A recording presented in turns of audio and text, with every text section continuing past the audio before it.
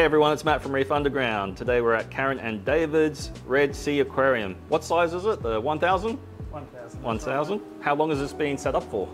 That tank's now just over a year old.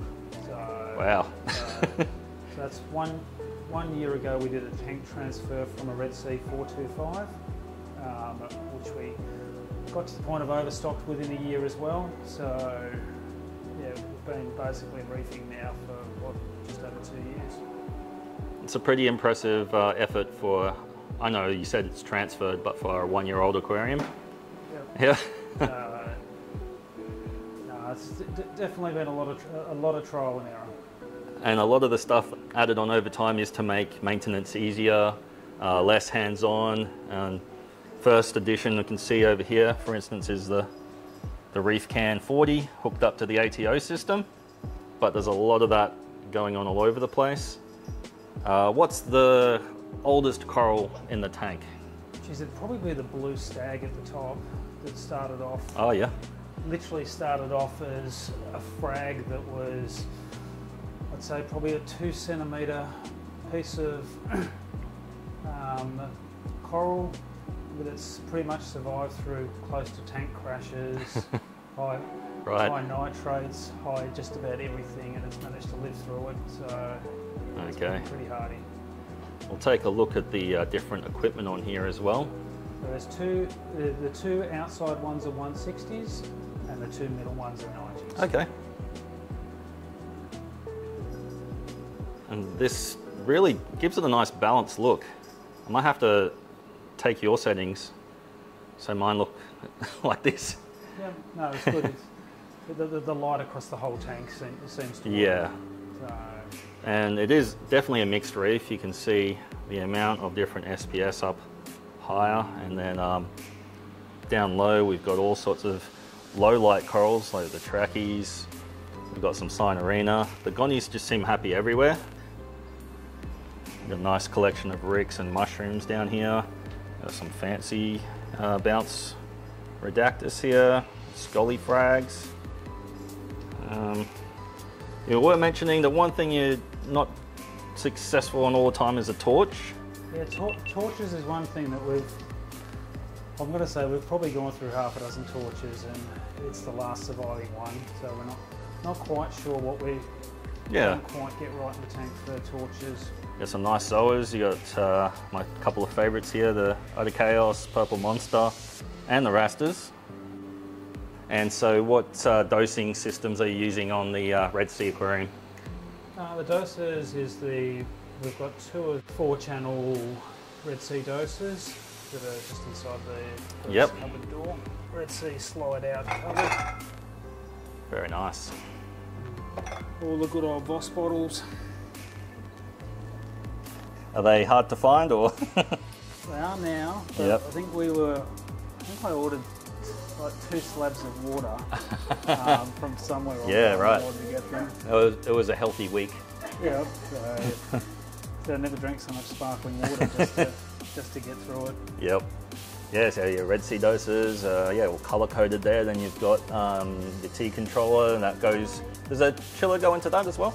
Yep. So chiller handles a big chiller. That's good to know. I didn't know if it would handle up to the 2000. Yeah. Yeah. Which again, do you mind? It's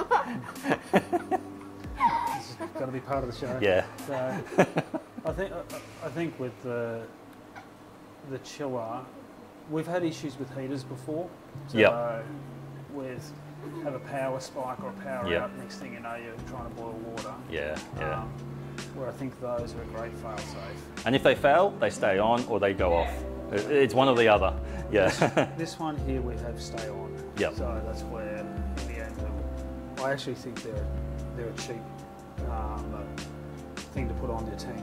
Cosmetic things. I think so these retail for about 175, so not a bad way to ensure your tank doesn't have temperature spikes or drops. Mangrove. In here, mangrove plant plus Yes, we'll point that out there. Legally collected and sourced by Monsoon Aquatics. Yep. So that, and we've got a whole lot of bioballs and everything in the back running just an air stone through them just to keep it circulating. And that's your Chaeto, which you just have on opposite schedule, is it? Yep, that's yep, right. Cool. I also run the phosphate reactor as well in there as well. Yep. So, what's that? One of the Aquaforest ones? Yep, Aquaforest one. Okay. So, and we've pretty much just got the water that comes from our chiller running through it before it returns back to the tank. Okay. So, but yeah, it's interesting, the whole mangrove and it running off the Cheeto light seems to be growing. So Okay. You got extra leaves since you've had it? Yeah. Oh, that's good. That's it's extra probably leaves. the best growing mangrove I've seen. Yeah. So I've seen one. yeah. Sorry. Yeah. They're not in everyone's tank, so it's pretty.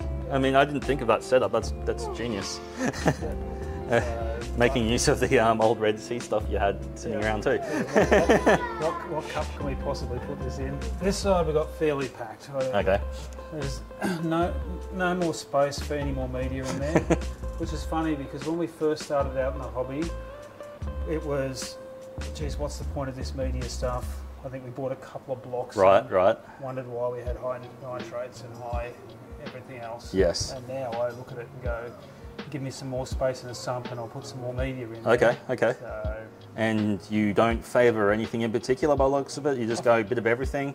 Diversity? I think we've gone the concept of try all different medias, different bacterias seem to take to different forms of media. Yeah. And again, that's where there's everything from your crushed coral pieces to blocks to balls to the rods. Yep.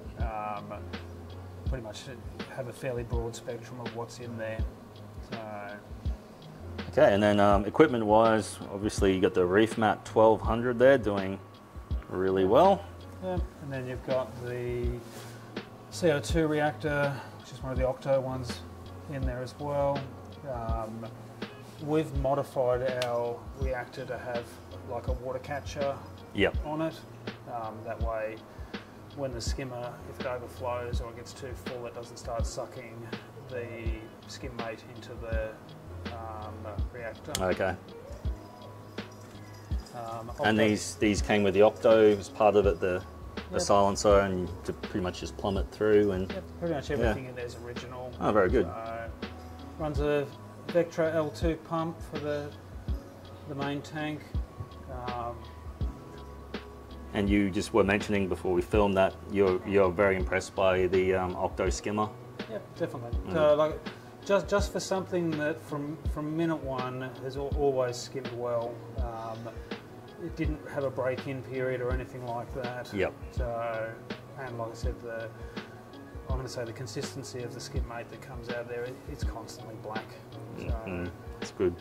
got two Red Sea 45 wave makers in the tank.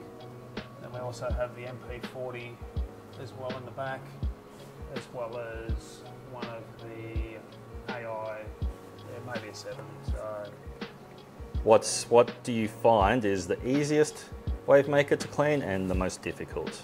Or gets the dirtiest even is probably an interesting question. I'm going to say we've actually just started cleaning with citric acid. Yeah.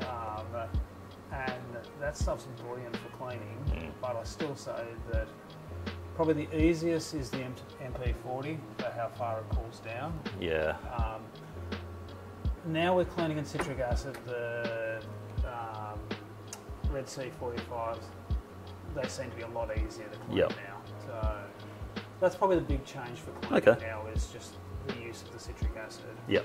I'm surprised how well it cleans and how effortless it does make it. Schedule of maintenance on the tank, what do you do on a weekly or fortnightly basis? So this one on a weekly basis we do about 130 litre water change, which is set up on a doser which pretty much sucks it out and refills it at the same time. The process takes us about 2.5 hours to do the water change, but with using the doser you find that it is at a level where it doesn't bother the fish or the coral that the water's being changed. Yep. We use the Tropic Marin Pro Salt for our saltwater mix every week, and that we've noticed good changes in growth Okay. For our corals as well from that. So any future plans or wishes with corals and or fish? No. It's one of those things. Our tank's been over full for the last 6 months, and we still find extra bits of space to put something else. So, if anything, I think the more unique and weird it is now, we sort of go, geez, can we find a spot for it? Yeah, you've seen enough coral that you know what's unique and special. Yeah. And obviously you don't have a particular species favour, you like everything, so it is a good diverse variety to pick from. I think if anything, probably the last 6 months we've probably spent more time with a lot of Yakros now and monkeys.